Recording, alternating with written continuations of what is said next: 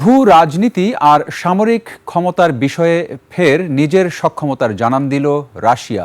বিশ্বের সবচেয়ে শক্তিশালী ইন্টারকন্টিনেন্টাল ব্যালিস্টিক মিসাইলের সফল উৎক্ষেপণের খবর দিল দেশটি।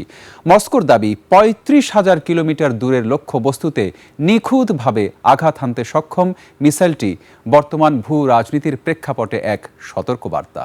বিস্তারিত তাফসির ফিজার রিপোর্টে। ঈদ আসবে, সাথে ক্যাশব্যাকও আসবে। নিজের বা প্রিয়জনের জন্য কেনাকাটায় এবারও নগদ পেমেন্টে পাচ্ছেন দারুণ ক্যাশব্যাক। তাই যাই কিনুন, পেমেন্ট করুন নগদে। আধুনিক যুদ্ধক্ষেত্রে নতুন আধিপত্যের নাম সারমাদ। দীর্ঘ গবেষণার পর রাশিয়া প্রকাশ্যে আনলো তাদের সামরিক শক্তির অন্যতম প্রধান স্তম্ভ, যার পাল্লা নিয়ে এখন তোলপাড় বিশ্ব।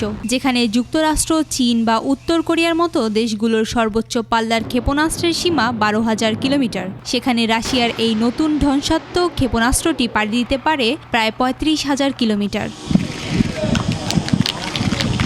রাশিয়ার মাটি থেকে বিশ্বের যে কোনো প্রান্তরে হামলা চালানো এখন খুব সহজ। মিসাইলের সফল পরীক্ষার পর রুশ প্রেসিডেন্ট ভ্লাদিমির পুতিন হুঁশিয়ারি বার্তায় জানান, সারমাদ বর্তমানে বিশ্বের সবচেয়ে শক্তিশালী মিসাইল ব্যবস্থা।